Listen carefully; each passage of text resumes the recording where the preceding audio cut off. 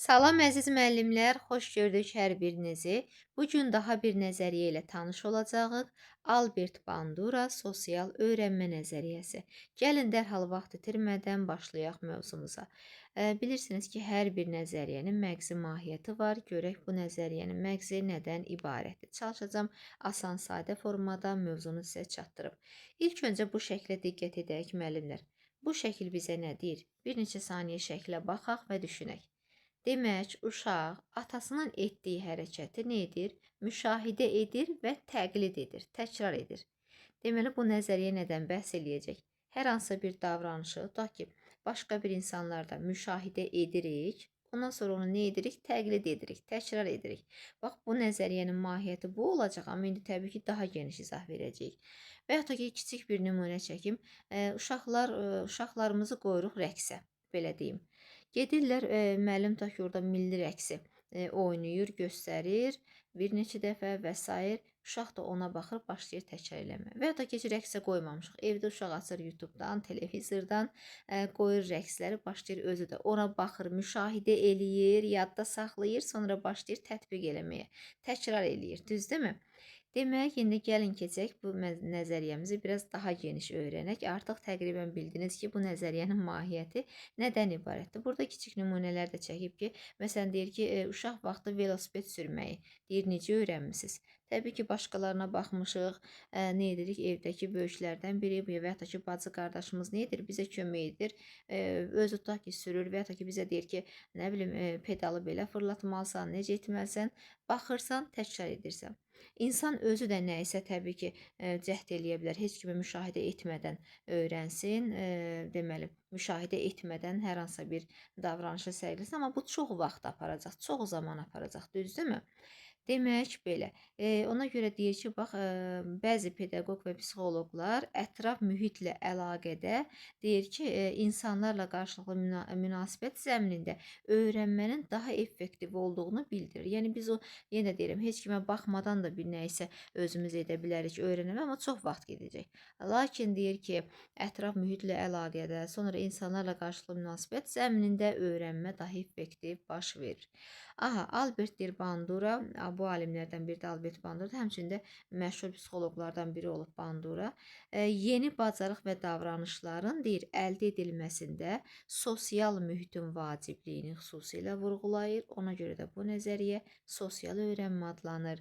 Deməli, yeni bacarıq, davranış əldə eləmək istəyiriksə, deyir ki, sosial mühit çox vacibdir. Aha, indi görək daha dərinliyinə enək, görək sosial mühit deyəndə, sosial öyrənmə deyəndə nə başa düşmək lazımdır? Deyir ki, sosial öyrənmə nəzəriyyəsi öyrənmənin müşahidə, aha, təqlid, bir də ki, modelləşdirmə yolu ilə baş verdiyini, deməli, sosial öyrənmə nəzəriyyəsi deyir ki, nə? Öyrənmənin müşahidə, təqlid, modelləşdirmə. Müşahidə nədir? Hər hansı bir prosesi, gedişatı müşahidə etdik. Düzdürmü? Hər hansı bir, məsələn, tutaq ki, rəqsi müşahidə eləyir uşaq. Ondan sonra təqlid nədir? Başlayır təkrar etməyə. Modelləşdirmə nədir? Başlayır artıq onu özünküləşdirməyə. Ola bilər cüzi bir yeni əlavələr eləyir və s. Modelləşdirmə, özünküləşdirmə yolu ilə baş verdiyini və diqqət, motivasiya, münasibət, emosiyalar kimi amillərdən təsirləndiyini irəli sürür. Yəni diqqət, motivasiya, münasibət, emosiyalar bu kimi amillər də nə edir? Təsir edir. Yəni bu nəzəriyyə insanların deyir, başqalarının davranışını müşahidə və təqlid etməklə öyrənmənin baş verməsinə əsaslanır. Bax, mövzumuzun mahiyyəti, amma indi yenə də geniş danışacağıq. Deməli, deyir, müşahidə eləyirsən və təqlid edirsən.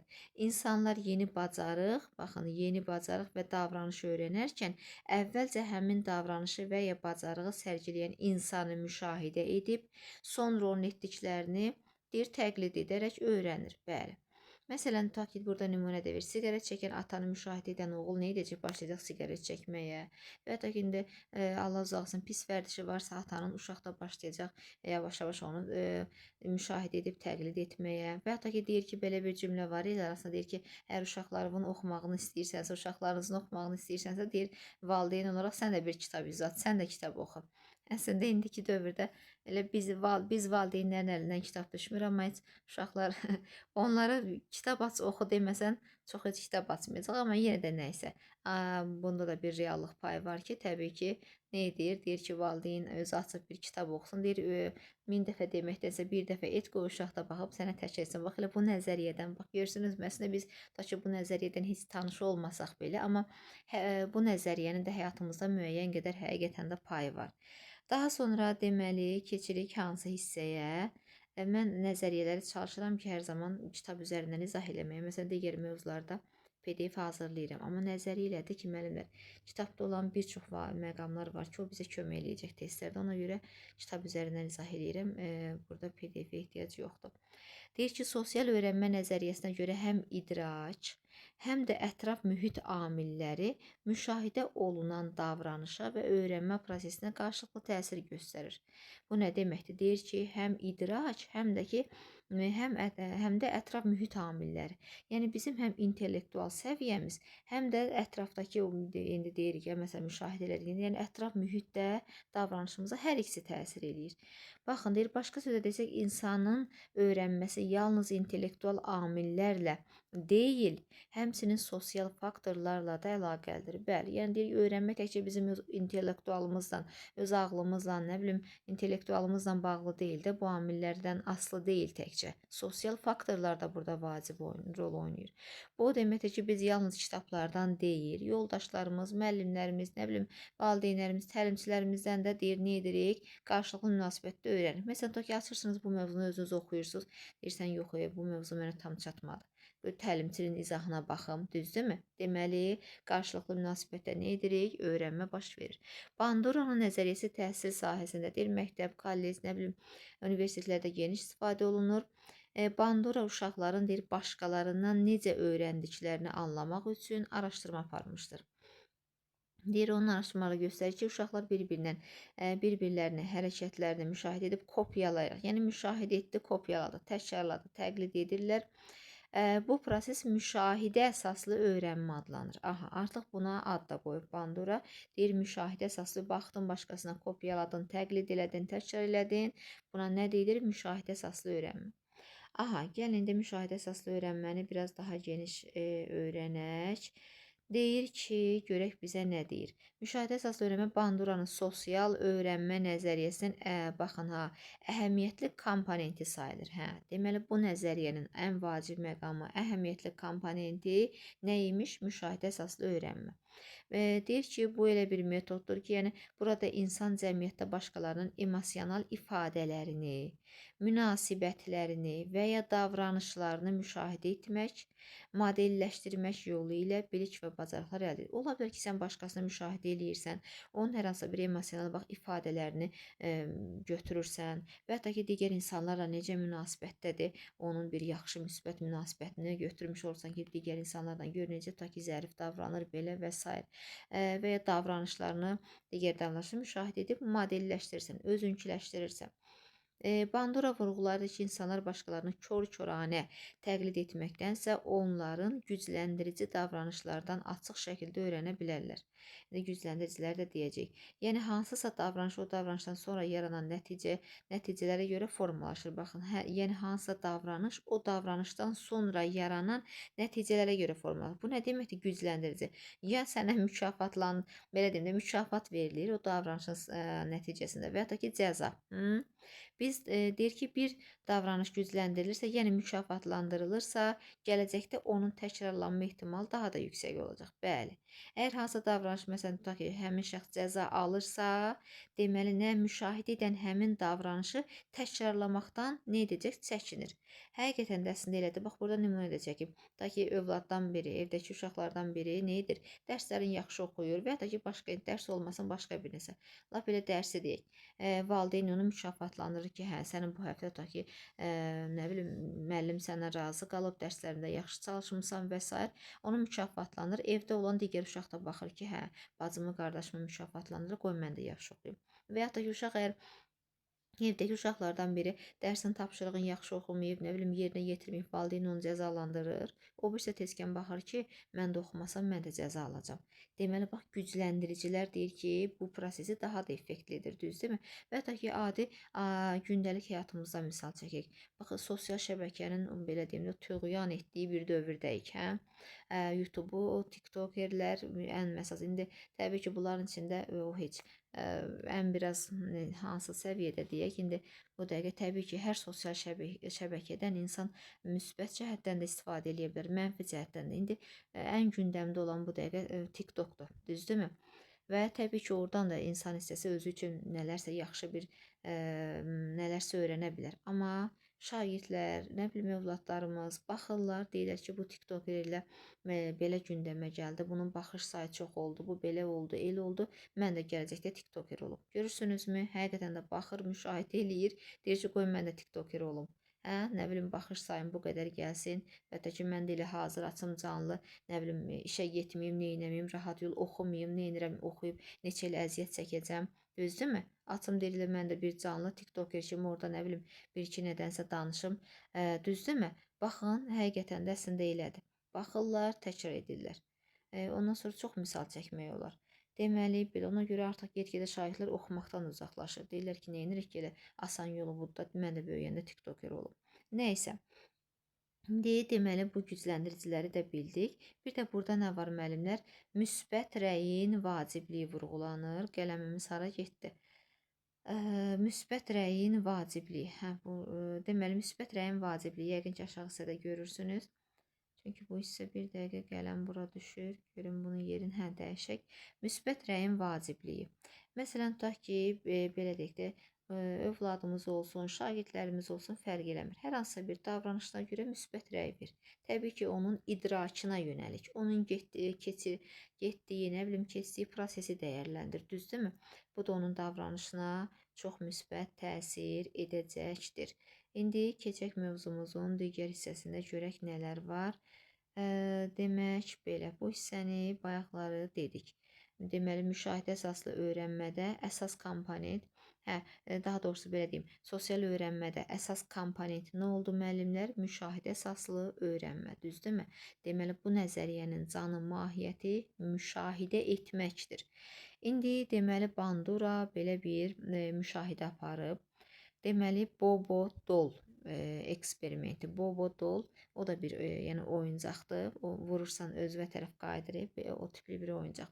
Deməli, bu təcrübə üçün deyir ki, müəyyən sayda uşaq seçib 2 qrupa bölüb. Aha, qruplardan biri deyir, bir otağa yerləşdirilir. Onlarla bərabər otaqda bir nəfər yetkin insan olur. Aha, və bir neçə, baxın, bir neçə oyuncaq, eləcə də Bobo Dol oyuncağı yerləşdirilir həmin otağa. Digər qrup uşaqlar da eyni qaydada, eyni şərtlərdə başqa otağa yerləşdiriblər. Bir qrup uşaqları, orada bir şəxs qoyublar, yetkin insan. Deməli, indi belə deyək də, bunun hamısını bir-bir oxumağa ehtiyac yoxdur. Deməli, otaqdan birində deməli, uşaqlar və yetkin insan. O yetkin insan başlayıb bu uşaqlar da deyirəm, oyuncaqlarla pis davranıb, oyuncaqlara kobud ifadələr, ondan sonra bu Bobo Dol oyuncağına vurur, nə bilim, zərbələrlə, belə deyək də, fiziki güc tətbiq edir və s. O otaqda olan uşaqlar da bu yetkin insanın elədiyin başlayırlar təkrar eləməyə. Amma müşahidə olunub ki, digər otaqda uşaqlar var yenə də, orada da bir yetkin insan var. O yetkin insan oyuncaqlardan düzgün davranıb, sakit və s. Bobodol oyuncağından da eyni ilə oradakı uşaqlar da normal davranış sərgiləyib. Deməli, buradan da nəticəyə gəlinib ki, həqiqətən də nə edib? Uşaqlar yəni o gördüklərini müşahidə edib və başlayıblar təkrar etməyə. İndi oradan sonra deməli Bandura nə qənaətə gəlib? Bu qənaətə gəlib ki, deyir ki, Bandura müşahidə əsaslı öyrənmənin 3 modelini müəyyənləşdirir. Burada özünə inamla da danışır. Özünə inam da deyir ki, yəni bu proseslərdə vacib məqamdır da, insan özünü öyrənmə, özünə inamı olmalıdır ki, yəni ta ki mən bunu öyrənə bilərəm və s. Bax, özünə inam öyrənmə ilə bərabər davranışa da təsir edir təbii ki. Əsas məqam. Deməli, 3 model hansılardır? Canlı model, simvolik model, bir də sözlü təlimat modeli. Deyir, Bandura müşahidə əsaslı öyrənmənin 3 modelini. Canlı model nədir? Deyir, digər insanları canlı olaraq müşahidə edərək öyrənmək. Uşaqlar gördü ki, o yetkin insan vurur, oyuncaqlara, nə bilim, fiziki güc tətbiq edir, bunlar da başladı. Yəni canlı model, canlı şəkildə izləyirsən, sən də edirsən. Simvolik model qoyursan hər hansı bir YouTube-dan, televizordan, nə bilim, hər hansı bax simvolik olaraq. Düzdürmü? YouTube-dan qoydun, nəyisə baxıb təkrarlayırsan. Bu olur simvolik. Sözlü təlimat nədir? Baxın, deyir, davranışla bağlı təlimat vasitəsilə. Məsələn, sənə təlimat verilir, ta ki bunu belə et və s. təlimat, düzdürmü? Davranışla bağlı təlimat vasitəsilə və təlimatla birlikdə şifahi ola bilər, yazılı təlimat olur, düzdürmü? Onun əsasında nə edirik? Təbii ki, indi burada davranışla söhbət gedirsə, kimsə gedib oxuyub o davranışı tətbiq eləməyəcək. Ən çox, daha çox demək olar ki, adi həyatımızda bu şifahi təlimat ön plandadır da, belə deyək. Biri nə isə deyir, sən də onu icra eləyirsən. Banduraya görə cəmiyyətdə insan davranışının müşahidəsi və modelləşdirməsinin deyir ki, 4 əsas şərti var. Modelləşdirmə bildikdə başqalarının davranışlarını deyir, kopyalamaqla öyrənmə prosesidir. Deməli, 4 əsas şərt nədir? Ən vacib məqamlar da burada yatır müəllimlər, 4 şərt. Aha, deyir ki, diqqət, saxlama, sonra reproduksiya, bir də motivasiya. Deməli, 4 əsas şərt hansı oldu? Diqqət, saxlama, reproduksiya, bir də motivasiya. Aha, deyir ki, qeyd etmək lazım, bütün müşahidə olunan davranışlar effektiv şəkildə öyrənilir. Bu nə deməkdir? Öyrənilmir deyir. Ha, bax, diqqətli ol. Yəni deyir ki, elə müşahidə etdiyim hər şeyi bəyəm insanlar, belə deyim də, effektiv şəkildə öyrənir. Xeyr. Bəzən olur ki, müşahidə edirsən, amma öyrənmə baş vermir. Deyir, niyə belədir? Həm nümunə olan, həm də öyrənənləri əhatə edən amillər, deyir, sosial öyrənmənin uğurlu olmasına təsir edir. Öyrənmənin uğurlu olması üçün müəyyən tələblərə və addımlara əməl etmək lazımdır. Bəli, yəni effektiv olması üçün bu şərtlər əməl edəcək. İndi deyəcək, hansı şərtlərdir? Diqqət birincisi. Deyir, öyrənmək üçün müşahidə zamanı diqqətli olmaq lazımdır. Bəli, bax, diqqətli ilə mən də ta ki mövzunu izah edirəm. Diqqətli olan özü üçün çox pay çıxarır. Nələrsə yaddaşa vurur. Diqqətlidir. Amma diqqətli olmayan fikir orada burada olun. Heç nə. Diqqətinizi deyir yayındıran, baxın. Hər amil müşahidə edərək öyrənmə prosesinə mənfi təsir göstərir. Bəli. Məsələn, ta ki, indi dərsə qulaq asırsınız. Oradan uşaq gəlir, deyir ki, mənə çay ver, su ver, nə ver, düzdürmü? Diqqətiniz yayındır. Aha, mənfi təsir göstərir, deyir, diqqət yayındıran amillər mənfi təsir göstərir. Müşahidə edilən şəxs və müşahidə etdiyiniz davranış, deyir, diqqət çəkən, sonra fərqli və ya prestijli olduqda, bütün diqqətinizi öyrənməyə həsr etmə ehtimalınız daha yüksək olacaqdır. Bu nə deməkdir? Deyir ki, deməli, baxın, müşahidə edilən şəxs və müşahidə etdiyiniz davranış. Ta ki, siz kimisə müşahidə edirsiniz. Əgər o şəxs sizə maraqlıdırsa və yaxud da ki, onun hərəkəti, davranışı sizə maraqlıdırsa, diqqətinizi çəkirsə, fərqlidirsə, keyfiyyətli nəsə sərgiləyirsə, prestijli nə deməkdir? Yəni, daha keyfiyyətli, daha, belə deyək, funksiyonal, düzdürmü? Deməli, sizin diqqətinizin yönəlməsi daha da artacaq. Düzdürmü? Adi belə bir şey deyək də, nəyi deyək? Tutaq ki, adi bir sinifdə şagirdin biri-birindən, məsələn, müəllim dərs izah edir, belə deyək. Çoxunun dərsdə o diqqəti olmur, ha. Amma biri birdən orada nəsə biri-birindən dalaşsınmı deyək, hər hansı bir mövzum olsun, aha, hamısı uşaqlar qulaqlarını şəkiləyir ki, görək nə proses gedir, görürsünüzmü? Saxlama nədir bəs? Birinci diqqət oldu. Müşahidə olunan davranışı yadda saxlama bacarığıdır. Adi bildiyimiz yadda saxlama bacarığı. Öyrənmə prosesinin vacib hissəsi. Bunu müəllimlər gözəl bilir. Bəzən deyirsiz, oxuyuruq, mövzu yadda qalmır. Aha, əgər şəxs müşahidə etdiyi davranışı yadda saxlamırsa, o zaman onu təkrarlamaq şansı az olur. Bəli, əgər sən o davranışı yadda saxlamamısansa, necə təkrar edəcəksən? Yadda saxlama bir sıra amillərdən təsirlənə bilər. Lakin davranışı sonradan istifadə etmək və ona uyğun hərəkətləri etmək bacarığı müşahidə yolu ilə öyrənmək üçün vacibdir. Əlbəttə ki, sən əgər onu sonradan təkrar etmək istəyirsənsə, yadda saxlamalısan. Deməli, birinci diqqətini yönəltdin, diqqətli olmaq lazımdır. Sonra nə? O davranışı yadda saxlamalısan. Daha sonra gəlir tətbiq mərhələsi. Davranış nümunəsinə diqqət yetirdikdən və gördüklərimizi qavrayıb yadda saxlayandan sonra həmin davranışı yerinə yetiririk, tətbiq edirik. Məsələn, tutaq ki, Şagird diqqətlə nə etdi? Rəqsi izlədi. Milli rəqs gedir televizorda. Diqqəti ordadır da, yönəldi ora. Ondan sonra yadda saxlayır ki, birinci nə bilim sağa döndü, sonra sola döndü, əl hərəkətini belə elədi, tutaq ki, oradakı rəqs müəllimi və hətta ki, belə yadda saxladı. Ondan sonra başlayır tətbiqə, düzdürmü? Tətbiq artıq onu icra etmək. Motivasiya nədir bəs? Motivasiya adı üstündə. Müşahidə yolu ilə öyrənmənin deyir ən əhəmiyyətli bilik əldə etmə imkanlarını təmin edir. Ən əhəmiyyətli. Müşahidə yolu ilə öyrənmə zamanı modelləşdirilmiş, yəni nümunə götürülən davranış təqlid etmək üçün motivasiyalı olmaq lazımdır. Gücləndirmə və cəza motivasiyada mühüm rol oynayır. Xüsusən də başqalarını gücləndirmə və ya cəza ilə qarşılaşdığını müşahidə etmək, müşahidə üçün motivasiya rolunu oynayır. Şagird tapşırığı yerinə yetirdiyi üçün müəllim tərəfindən tutaq ki, məsuliyyət tapşırığı yerinə yetirir. Bu da bildiyimiz nümunədir, düzdürmü? Tapşırığı yerinə yetirdi, müəllim tutaq ki, ona mükafat verdi.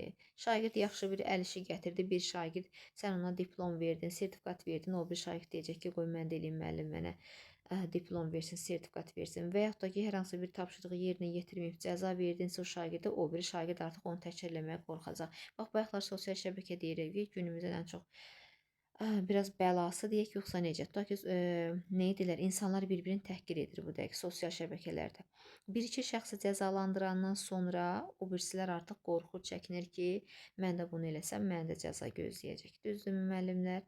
Yəni belə. İndi bu mövzumuzdan nə öyrəndik, nə başa düşdük? Gəlin biraz yekunlaşdıraq, bir refleksiya edək. Demək, mən suallar verim, cavablandırın və ya da ki, qarşılıqlı şəkildə mən burada deyim, sonra cavabını deyim, siz də orada. Deməli, bugünkü nəzəriyyəmiz hansı oldu? Sosial öyrənmə nəzəriyyəsi Albert Banduranın. Bu nəzəriyyənin məğzi mahiyyəti nədən ibarət oldu? Deyir ki, müşahidə. Deməli, insan nə edir? Təkcə uşaqlar deyil ki, elə böyüklər də baxır digərinin hər davranışına, müşahidə edir, ondan sonra başlayır təqlid edir, sonra modelləşdirir, özünküləşdirmə. Daha sonra vacib məqam nə oldu? Deməli, bu nəzəriyyənin əsas komponenti müşahidə əsaslı öyrənmə oldu. Burada cəzalardan, gücləndiricilərdən danışdıq, müsbət rəyin verilməsi var, düzdürmü? Yəni, şagirdin o keçdiyi yolu dəyərləndir, idrakını dəyərləndir, idraki prosesinə rəy verməlidir müəllim. Ondan sonra nədən danışdıq? Yəni, şagird nə gördüsə, uşaq nə gördüsə onu təkrar eləyir. Əslində, həqiqətən də elədir. Bir növ, biraz baxırsınızmı, bir çox ailələrdə ki, tutaq ki, valideyn, belə deyim, uşağın atası necə davranırsa evdəkilərə, övladına və hətta ki, belə deyim də, uşaqların anasına, uşaqlar da başlayır gələcəkdə həqiqətən də o yöndə, nə bilim, o davranışları sərgiləyir, hə? Sonra 3 əsas model, canlı model oldu, simvolik model, bir də sözlü təlimat, ya canlı baxdan izlədin, ya YouTube-dan, videodan, televizordan, nə bilim, bir də sözlü təlimat şəklində, ən çox da bu sözlü, kimsə dedi, sən təkrar eləyirsən. Sonra 4 əsas şərt hansı oldu? Diqqət, deyir, diqqətlə izlə. Ondan sonra yadda saxla, yadda saxlayandan sonra tətbiq edə biləcəksən. Bir də motivasiyanın rolundan da danışdıq. Düşünürəm ki, bu qədər bəs olar müəllimlər. Mövzumuzun dəqiqəsi çox olanda müəllimlərin ürəyi sıxılır, bilirəm ümumiyyətlə ki, yəni mövzunun izahı nə vaxt bitəcək, hə? Mən də çalışıram ki, daha vacib məqamlar önə çəkim, dəqiqəsi də az olsun və sadə izah olsun ki, başa düşəsiniz. Bu qədər. Hər birinizə uğurlar.